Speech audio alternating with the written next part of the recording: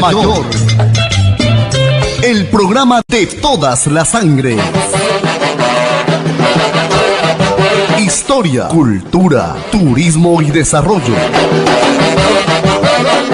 Plaza Mayor, una aproximación a la Lima de hoy.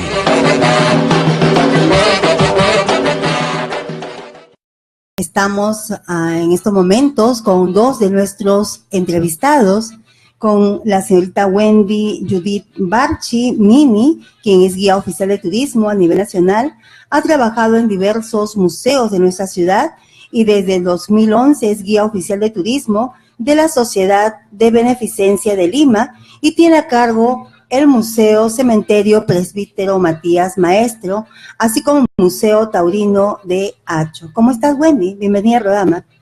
Bien, gracias. ¿Qué tal?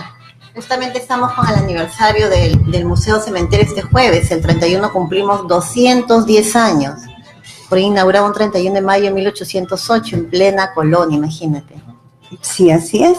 También tenemos al costado de Wendy a Alejandro Medina, quien es abogado de profesión, pero también es escritor, artista plástico, escultor, fotógrafo y otras tantas artes. Es director de la revista de Derechos, Poesía y Cultura llamada Poesis Abditus. Realiza charlas también en distintos colegios, especialmente de Barrio Salto, porque dice que él viene del Colegio San José de Artesanos. ¿Cómo estás, Alejandro? Bienvenido al programa. Buenos días, Rosana, agradeciendo la oportunidad a ti y a Radio Cora por poder compartir las pocas cosas que sabemos sobre el presbítero. Pues bien, empezamos el programa, ya me imagino que deben estar en camino nuestros otros dos invitados que también vamos a tenerlo acá presente, pero vamos a empezar primero con Alejandro Medina y con Wendy Barchi. A ustedes les hemos comentado a través de las redes que queríamos hacer pues esta entrevista un poco más amena, ¿no? Tratar de utilizar un poquito más la imaginación. Había pues por los años 60 aproximadamente, creo que la línea 10 era una línea bastante notoria, no sé si hasta ahora continuará esa línea, no sé, pero imaginémonos pues, ¿no?, que vamos a tomar esa línea 10 para llegar al cementerio.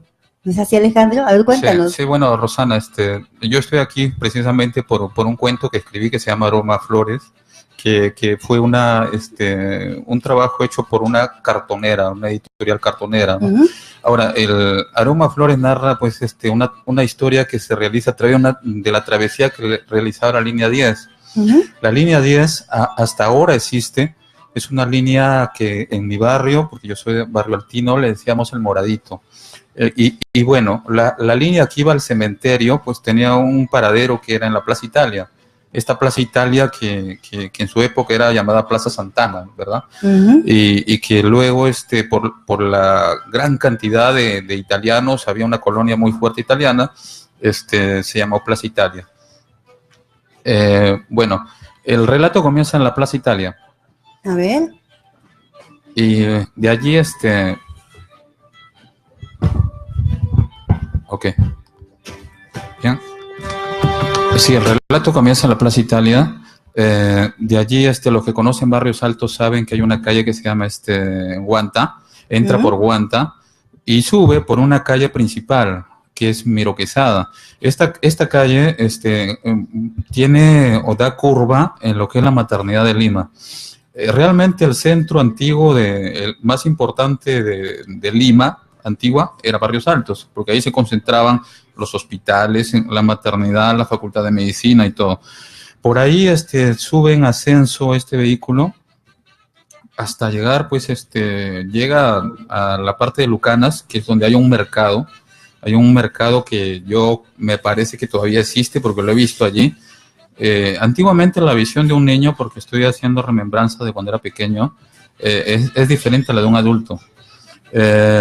Para mí el barrio era inmenso. Ahora, bueno, sus cuadras son pequeñas. En ese tiempo era inmenso y esta historia empieza así, ¿no?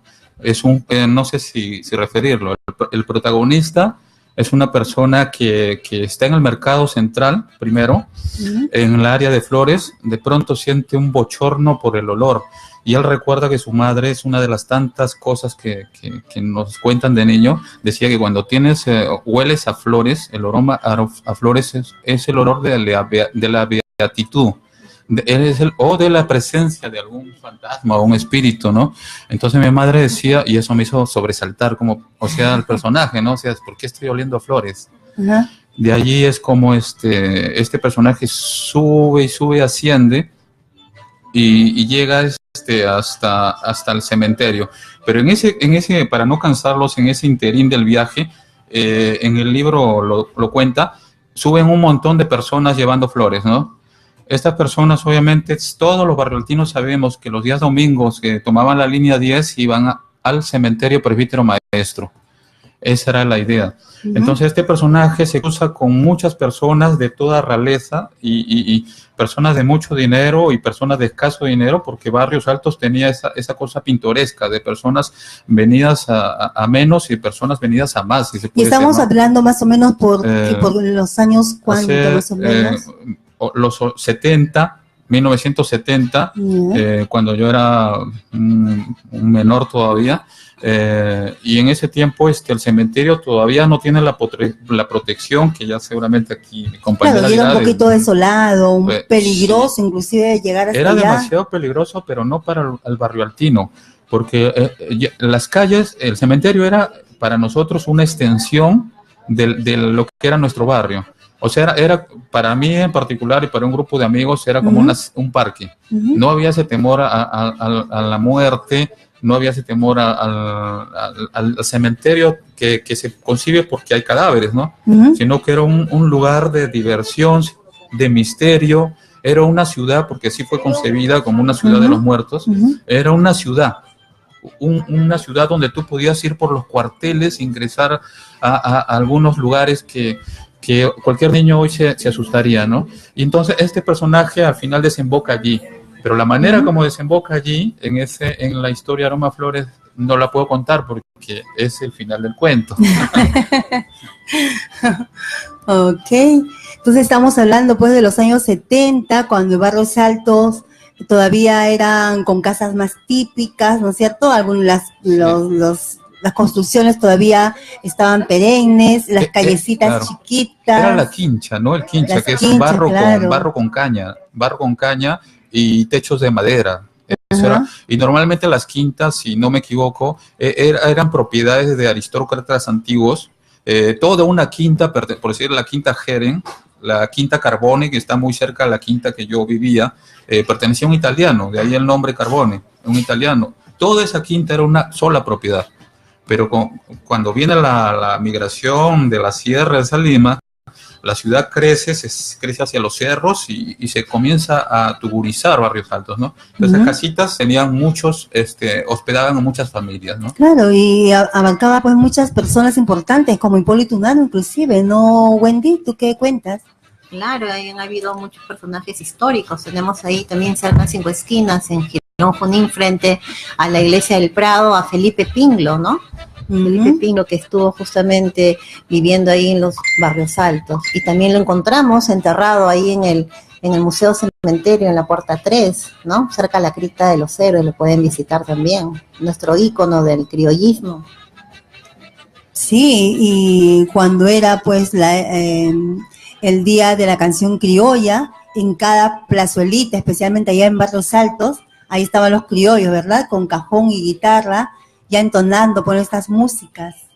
Claro, justamente en la plazuela Buenos Aires, que está entre Girón Huánuco con Miroquesá, fue donde se proclama el Día de la Canción Criolla, ¿no? Durante el gobierno del presidente Manuel Prado Ugarteche. Justamente él lo proclama para ser celebrado cada 31 de octubre del año 1944, ¿no? Y gracias a ese día, ya cada año damos valor a nuestra música criolla, ¿no?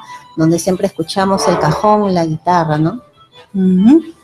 Y bien, bueno, ya imaginariamente hemos llegado al cementerio y tiene razón, pues acá Alejandro, ¿no? Porque si bien es cierto, personas que no eran del lugar tenían miedo de ir hasta esa zona porque habían pues muchos mitos, muchas cosas que se hablaban.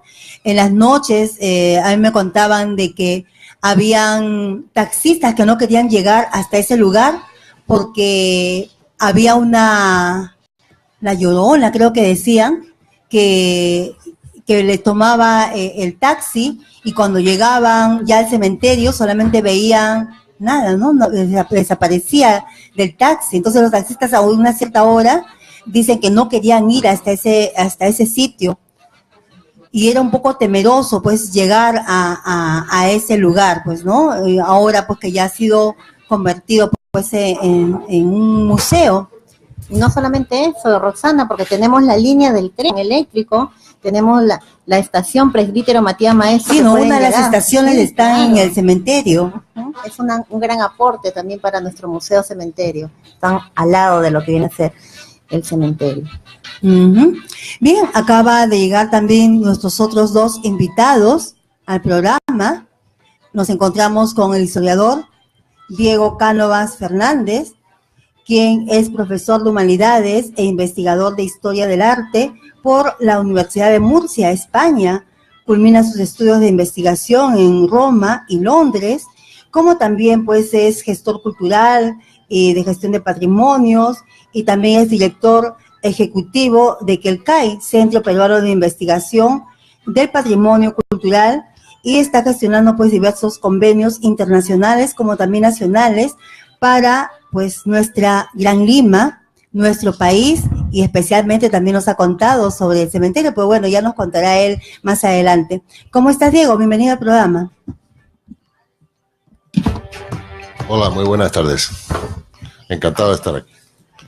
También estamos con nuestra invitada Maribel Cáceres Rodríguez, quien es comunicadora con énfasis en proyectos culturales.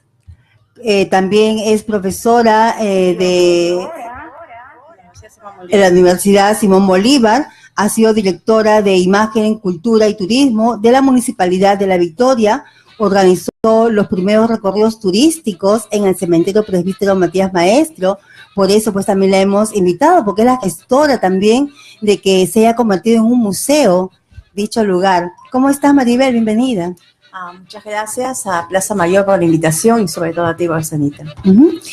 Habíamos empezado acá pues el programa, primero enfocándonos por los años 60 aproximadamente, cuando esa zona de Barrios Altos era un poquito temido por gente que no lo conocíamos, pero sin embargo la gente que vivía allí, pues nos contaba acá nuestro amigo Alejandro, era común ir a visitar ese lugar, el cementerio. Eran chiquillos que jugaban quizás a las escondidas, cosas que el temor, ¿no? que a cada chico le nace el misterio, y iban a ese lugar. También nos ha contado nuestra amiga Wendy, guía oficial de turismo, algunas casas de dicho lugar, de Barrios Altos, eran casas de personajes muy importantes. Entonces estamos tratando de poquito a poquito llegar hasta lo que es el cementerio. ¿Bien? Sí, verdaderamente es probable, ¿no? La época que yo conozco el cementerio es más o menos hasta de 2004. Y entonces el cementerio estaba herméticamente cerrado, totalmente abandonado, sin luz, absolutamente nada de luz. Sí, bien. Y muy pocas personas llegaban allá, ¿verdad? Sí, no es como ahora, ¿no? Que, bueno, la tecnología y los avances han hecho que ahora exista el tren eléctrico. En esas épocas no había nada de ello. No había luz, el transporte urbano no transitaba tampoco por ahí, ¿no? Estoy hablando de los años 2003 a 2003, básicamente, porque los primeros circuitos se realizan en el 31 de mayo de 2004. Entonces ya 14 años. Mira, ahorita que estoy un poco sacando Claro, y ahora inclusive el cementerio pues está cumpliendo ya 210 años de haberse inaugurado, ¿verdad? Sí, en sí ya había un señor más o menos llamado Chipana que iba en las mañanas, ¿no? Así como el historiador Bocanegra, no me acuerdo en esos momentos el nombre, pero apellidaba Bocanegra. Entonces yo trabajaba con Lourdes Paucar, quien ella actualmente es periodista de América Televisión y Canal N. Entonces hacen ellos dos las primeras recopilaciones, cuando yo estaba ahí en la jefatura de la Sociedad de Beneficencia Metropolitana de Lima, hacen las primeras investigaciones y comienzan a levantarse la información y prácticamente se puede decir que dejamos algo de 21 investigaciones de los personajes más icónicos, ¿no? Mucho más allá de la cripta de los héroes. Pero el tema era cómo ingresar exactamente, porque en las mañanas de alguna manera uno iba, visitaba y veía, pero cómo realizar un tema de circuitos. Estamos hablando, en esa época era 2004, pero desde 2002, la arquitecta Catalina Velázquez Parra, en San Pedro de Medellín, Colombia, ella es la primera persona que hace las intervenciones en los cementerios en el día, es decir, los niños iban miraban y de acuerdo a ello pintaban, hacían un trabajo de comunidad, de acercamiento al patrimonio tangible, más que nada, ¿no? Como intangible. ¿Y cómo se les ocurrió convertir ese cementerio como un museo? Porque si tocamos de esa época, pues era bastante loco, ¿no? Y la gente inclusive decía un cementerio. Primeramente que no había iluminación. Segundo, que no había transporte. Y tercero, que era una zona totalmente insegura en todo el sentido de la palabra. Entonces, los proyectos nunca surgen cuando no se involucran a todos los actores. Es muy distinto decir, mira, tengo este proyecto, y es muy distinto decir, sentémonos a ver cómo hacemos para recuperar ello. Entonces, el cementerio ha estado por años, ahora Museo Cementerio ha estado por años totalmente al abandono, es más, tomado por las cooperativas que están cercanas al Jirón Ancash, ¿no? Cooperativas de personas que han estado dentro de un ambiente sociocultural y económico vulnerable. Entonces, una cosa es tener la idea de poder hacer y otra cosa es involucrar. Nos sentamos exactamente a trabajar para ver de qué manera ellos contribuían con la seguridad, llevaban un porcentaje también de las ganancias, traían a sus familiares, a sus esposas para la venta de café, de té, y en ese momento para la confección de lo que son antorchas para niños y antorchas para grandes, porque era la única manera de poder iluminar.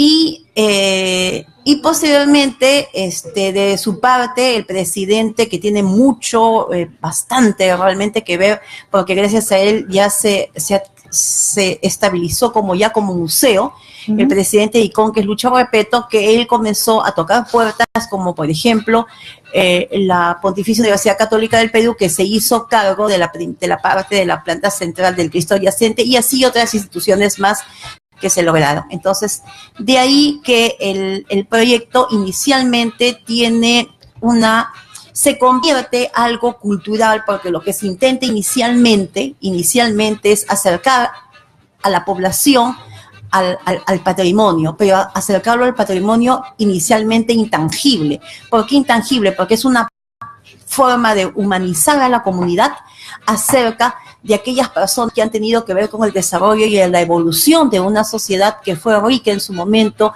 y que posteriormente siempre surgen cambios, ¿no? En ese sentido, de acuerdo a las versiones de un último congreso que hubo hace 2 años en la ciudad de Tarma, justamente el presidente de ICOM mencionó, que tiene los datos mucho más cercanos, mencionó que al año ya se preveía más o menos un fondo de 94.000 a 97.000, cosa que sí, porque el tema de poder convocar en una estrategia de comunicaciones no había que esperar que lleguen, sino había que tocar puertas inicialmente a las embajadas como otras instituciones para que vayan llegando independientemente al día central, que es una vez al mes, ¿no? Y entonces de esa manera el público se fue conquistando el mercado inicialmente, ¿no? Entonces, 94, 97.000 el primer año, y bueno, ya hace 2 años, Beneficencia logra obtener un promedio de más de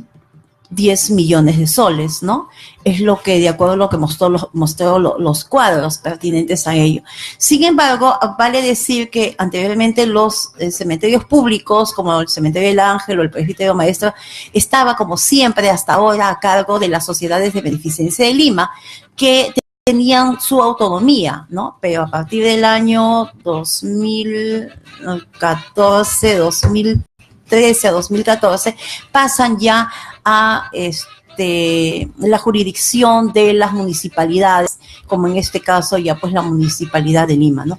Pero aquí hay un trabajo más allá de un proyecto interesante, porque Mincetur ha logrado después del 2000, estamos hablando del 31 de mayo de 2004, luego se replica una situación el 7 de octubre del 2006, quien les habla también en el cementerio de Miraflores de Trujillo, y posteriormente el 2 de agosto en La Pacheta del cementerio de Arequipa, en el año 2011, ¿no? 11 o 12, 2011, ¿no? El mismo año que también surge inmediatamente que esos cementerios ya pasan a ser un tema de producto turístico, y a partir de ese año 2011, que coincide también con La Pacheta, se genera la red de cementerios, ¿no?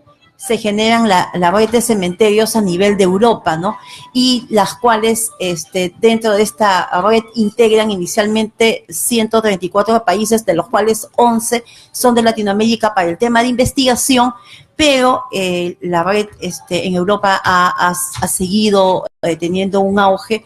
Pero como te decía inicialmente, aquí ya surge un tema mucho más importante, porque esto tiene que avanzar, ¿no? De ser un producto turístico, cultural primeramente, porque ahora ya se presenta la plataforma para llevarse turístico, y Mincetur lo acepta desde el 2014, o sea, de iniciar inicialmente bajo el recogimiento del patrimonio intangible.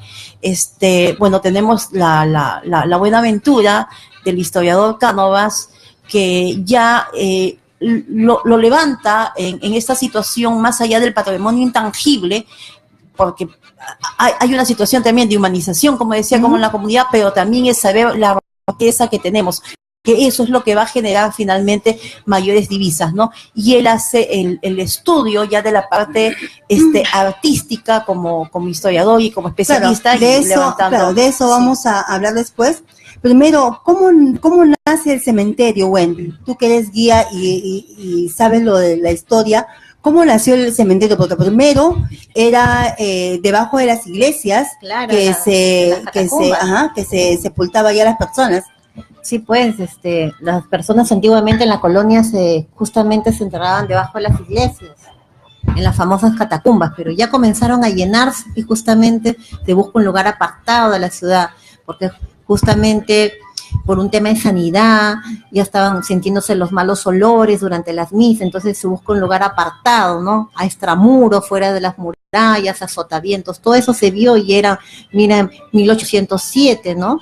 En pleno virreinato del virrey don Fernando Abascal y Sousa, ¿no? Y le encomienda esta gran misión a Matías Maestro Alegría, este arquitecto, escultor, pintor, músico, además de ser presbítero, ¿no? Tan importante, que justo había llegado y estaba la moda aquí, porque el virreinato del Perú no podía quedarse atrás, ¿no? Y estábamos con la moda de Europa, con el estilo neoclásico que muestra nuestro museo cementerio, ¿no? La riqueza del Guano, claro. Sí. Por eso en el año 72 se convierte en monumento histórico por el valor cultural que tiene las criptas, los mausoleos, las tumbas de estilo neoclásico, y por los personajes, ¿no? Históricos, presidentes, militares, escritores, ¿no? Poetas, médicos, toda la historia del Perú está ahí, es para que vayan los colegios, instituciones. Claro, prácticamente viene a ser como un libro abierto el cementerio, ¿verdad? Porque hay de todo allí. Sí, están los héroes, los niños se emocionan cuando ven a Alfonso Ugarte, ven a Abraham Valdelomar, a Ciro Alegría, a Chocano, que está enterrado de pie en 1 metro cuadrado, ¿no? Les llama la atención la calle de la muerte, ¿no?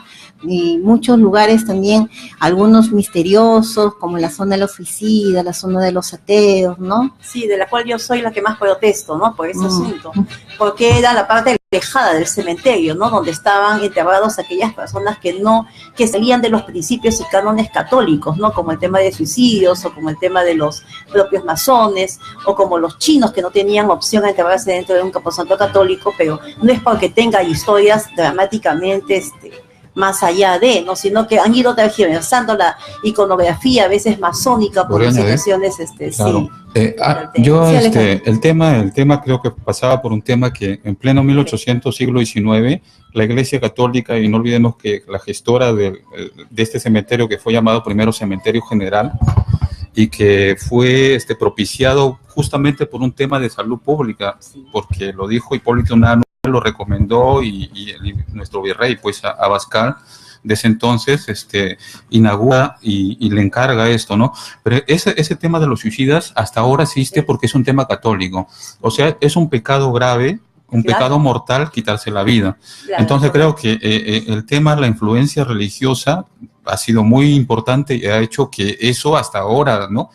No sé si se revierta en un momento dado, estas zonas olvidadas y separadas del cementerio, ¿no? Que ya están unidas. Que están unidas. Sí, claro, y quisiera agregar algo, no sé si se me permite brevemente, sobre presbítero maestro, porque la gente piensa que presbítero es un nombre. Él se llamaba Matías Maestro.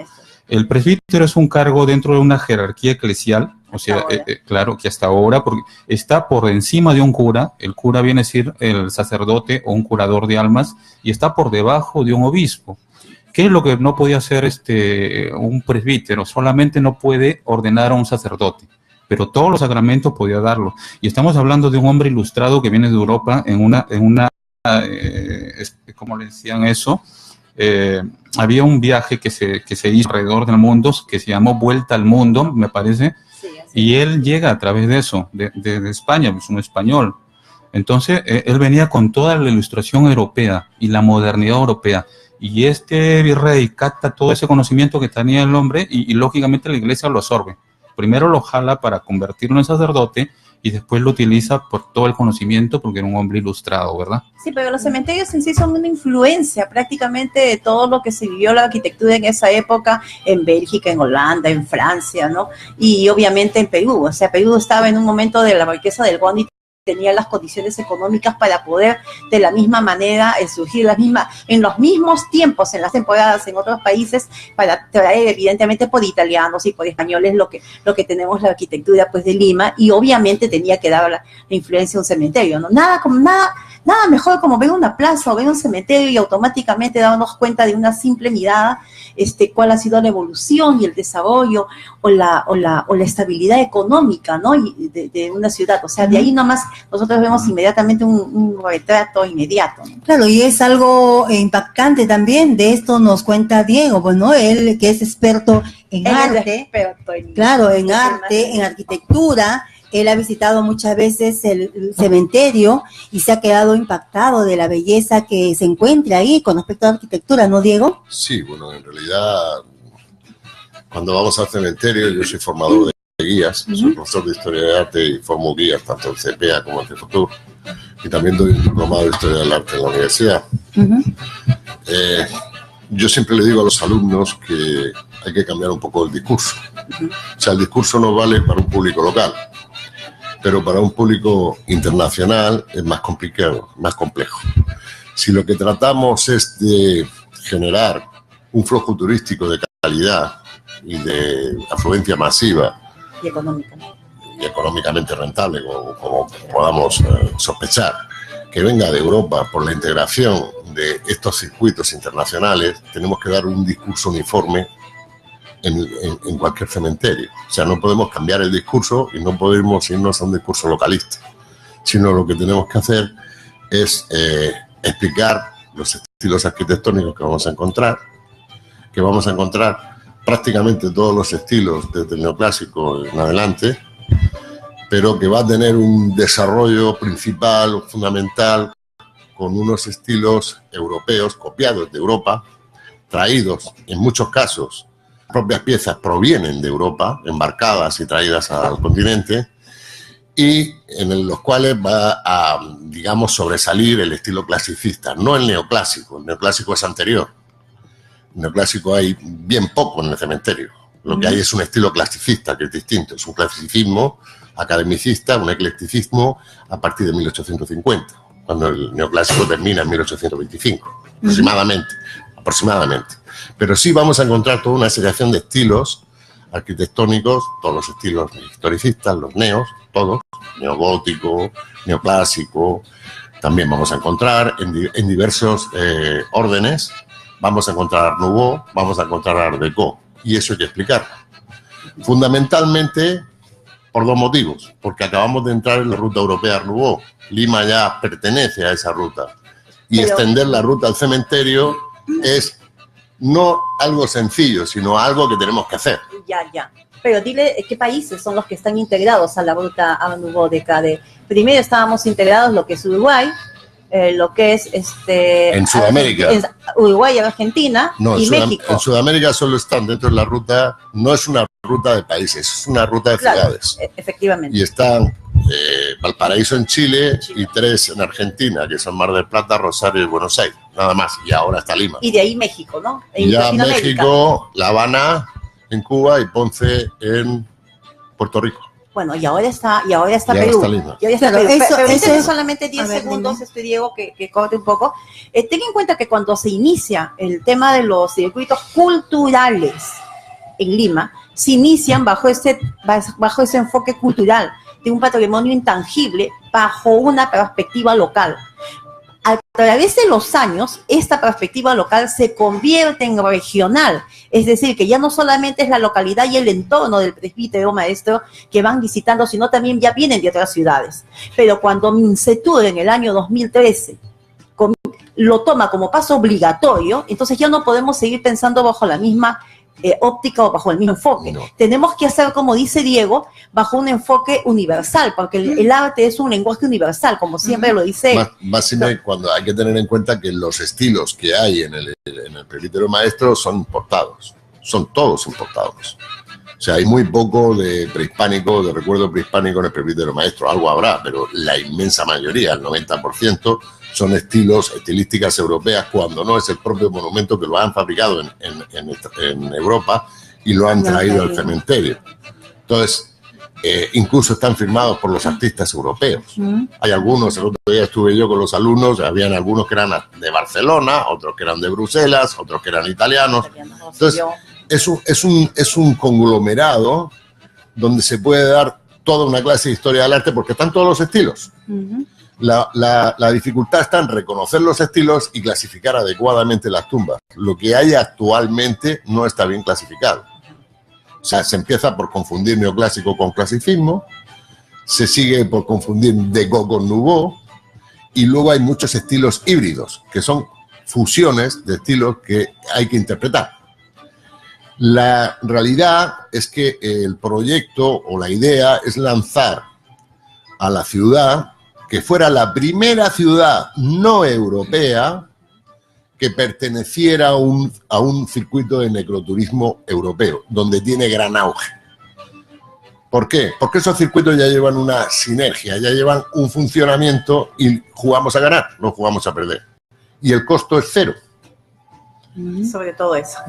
Sí, pero no. Sobre todo eso y sobre todo el enfoque turístico. O sea, ya no podemos decir que es un circuito cultural. Dejó de ser cultural cuando Pero el Mincetur lo pasa. Podemos postular a turístico. ello y podemos pensar en ello. ¿Por qué? Por dos motivos. Primero, porque estamos hablando del primer cementerio de América, el más antiguo, de fundación europea, lo que eran los europeos. Es más, el presbítero maestro, en concreto, un español, era un europeo, que fue el que realizó bajo administración española. Pero es que además las piezas son de estilos europeos, de estilísticas europeas, y además, todavía más aún, cuando son realizadas en países de Europa, que no, también en Estados Unidos, y traídas y llevadas y transportadas e implantadas en Lima. Con lo cual estamos hablando de un cementerio tan clásico como cualquier cementerio europeo, nada más que transportado e instalado en el Perú. Entonces, la pregunta es, ¿por qué no aprovechar esa riqueza. O sea, tenemos que la obligación de dar a conocer, no ya al Perú, sino al mundo, el cementerio que es el primero de América, pues. Claro, el lugar empezó como un simple cementerio, ¿no es así, Wendy? Empezó como un simple cementerio y luego ya, como dice Maribel, lo transformaron en un museo por una serie de gestiones.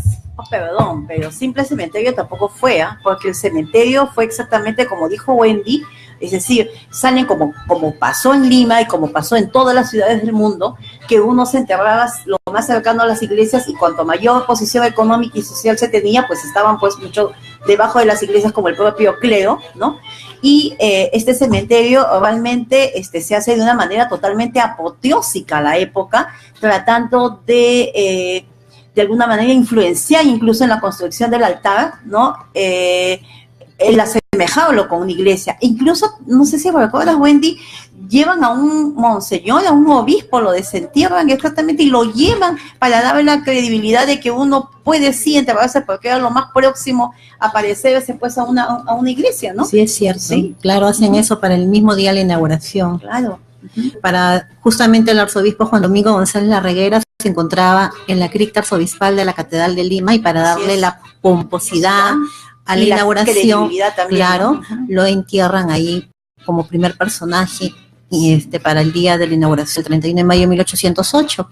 Pero posteriormente ya queda un personaje que es María de la Cruz y de la Luz del 27 de marzo de 1810, que está ubicada en la Puerta 4, Cuartel de la Resurrección, como el personaje más antiguo. Es que habían personas que todavía escondidas, comentan ahí los libros de historia, que seguían escondiendo, enterrando en las catacumbas, a pesar que estaba el cementerio ya construido porque tenían la costumbre, ¿no?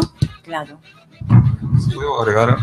A ver, mira, dime. Respecto a lo que dice, una cuestión nada más para poner hincapié en lo que dice. De la Reguera, no fue casual que él fuera el primero, porque también fue el que ordenó como sacerdote a presbítero maestro. E incluso presbítero maestro le ha hecho una escultura, hay pinturas hechas por presbítero en su calidad, porque era un pintor, músico, arquitecto, entonces le debía mucho, ¿no? a de la Reguera, ¿no? Nada más quería agregar. Simplemente añadir un dato que puede ser significativo y podemos comprender un poco la estilística del cementerio.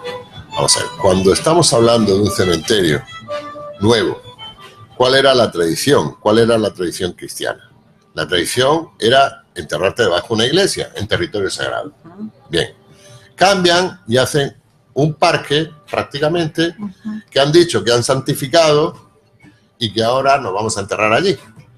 Pero la pregunta es, hay que ponerse en la mentalidad de la época. ¿Y por qué me va a tocar a mí ser el primero en experimentar con eso? Porque me estoy jugando, según mi mentalidad, la eternidad. Claro, todo el mundo es reacio a que lo entierren ahí, ¿no? A mí que me entierren como enterraron a mis padres y a mis abuelos debajo de la iglesia, pues. Entonces, esto explica mucho, por ejemplo, la estilística que va a generar el cementerio. Una pregunta. ¿Y en Europa? Igual. Exactamente. En Europa los cementerios también, la gente surgen en la misma época aproximadamente. ¿Vale? Okay. Se enterraban igual. O sea, y cuando tú estás hablando de la tumba de los Reyes Católicos, no te vas a ir a un cementerio, lo vas a encontrar en la Catedral de Granada. O sea, los que vienen acá hacen lo que se hacía allá. Yo he dado todo un curso de arte sepulcral porque es todo lo mismo. Al final, ¿qué es lo que sucede? Que la propia estilística del cementerio, como estaba diciendo, nos va a generar la idea de generación de panteones semejantes a iglesias. ¿Por qué? Porque me construyo mi propia iglesia y debajo me entierro yo.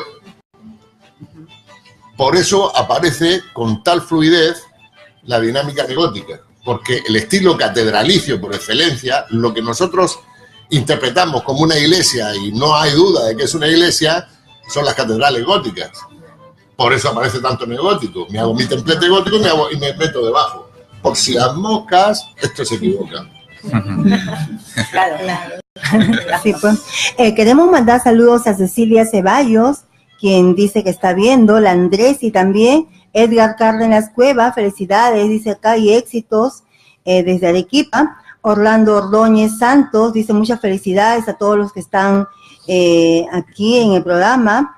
Igualmente, Miguel Ángel Flores García, José Cárdenas Galarreta, Augusto Hurtado, y también desde España al señor Tomás Robredo, quien dice que pues manda saludos a su amigo Diego. Ah, mira, Muchas qué gracias, bien. muchas gracias. Qué buen alcance que Sí, tiene.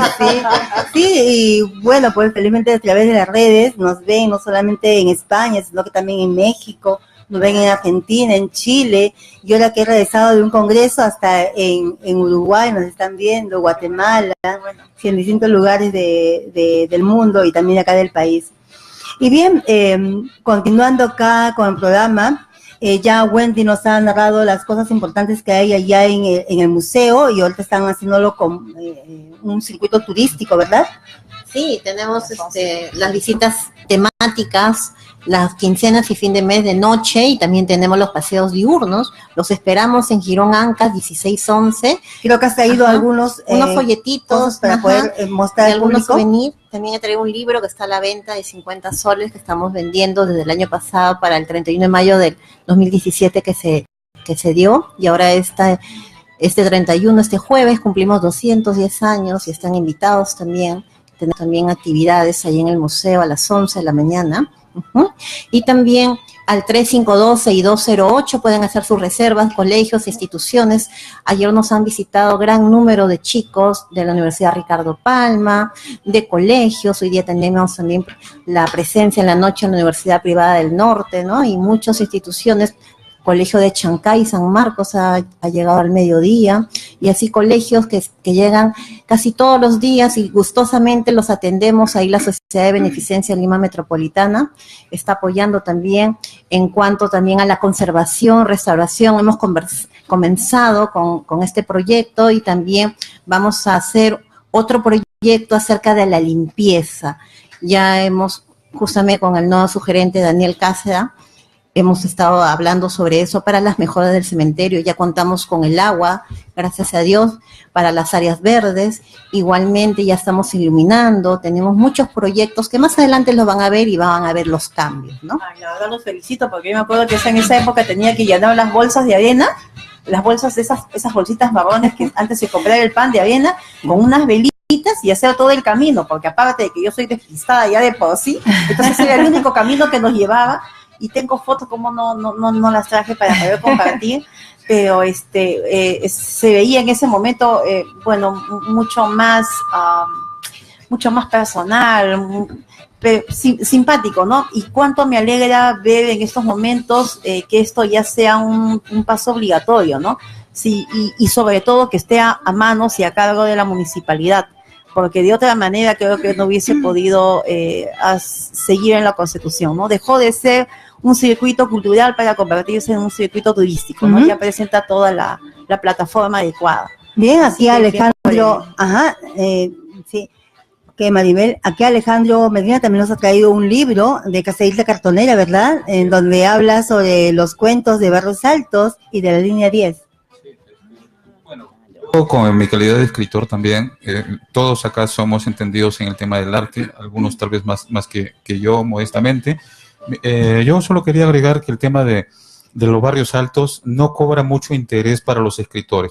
Recientemente el premio Nobel, hay una novela que se llama Cinco Esquinas, pero precisamente de manera más puntual lo que es el presbítero no ha sido tocado por los escritores. Pese a que en el cementerio están enterrados, como ya lo dijo Wendy, una gran cantidad importante de los escritores más importantes de nuestra historia. Está Valdelomar, está Chocano.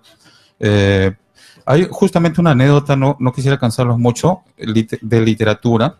En ese tiempo, en el año 1917 exactamente, en noviembre, tuvo lugar en Lima un evento. Una rusa, se llamaba Norca, con Mariátegui, fueron de noche al cementerio. Ah, claro, y que bailó desnuda. Bailó desnuda, sí. Y todo fue un tema. Sí.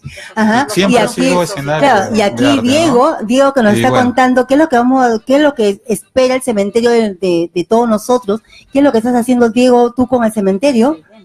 Bueno, yo estoy haciendo una investigación a nivel estilístico de lo que son las tumbas a nivel historia del arte, ¿no? Estoy recorriendo, estoy generando circuitos temáticos dentro de cada uno de los estilos. y es evidente que yo me llevo a los alumnos para que hagan las prácticas allá, hagan las prácticas de la asignatura de Historia del Arte, y cada vez que voy descubro algo nuevo. O sea, no sé cuántas veces he ido ya, 15, 20 veces, pero cada vez que voy descubro algo, algún detalle, alguna tumba o incluso algo que se me había pasado, porque el cementerio es muy amplio, y yo invito desde aquí a que, aunque ya creamos que lo conocemos, yo que he ido varias veces y que investigo, que sigamos yendo y sigamos descubriéndolo y viéndolo con los ojos de descubrimiento, ¿no es así? Actualmente he lanzado un proyecto a nivel, bueno, veremos a ver, no quiero decir las cosas porque si no luego se gafan, pero hay un proyecto ya lanzado con una institución estatal importante para la integración del cementerio en la ruta europea del cementerio. Así es, o sea, tenemos algo mucho más grande con el cementerio. Mucho más gordo. Exactamente. Sería Y bien, el primer cementerio no europeo que estaría metido en la ruta, pero se puede fundamentar y por lo menos vamos a intentar. así es. Y bien, amigos, ustedes han podido pues escuchar acá a 4 personas hablando sobre el cementerio con nosotros hasta el próximo sábado de 1 a 2 de la tarde en Plaza Mayor.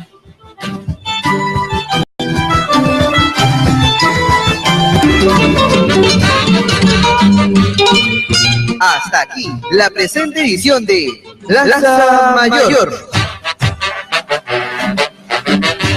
Gracias por su sintonía. Los esperamos en la próxima edición de Plaza Mayor.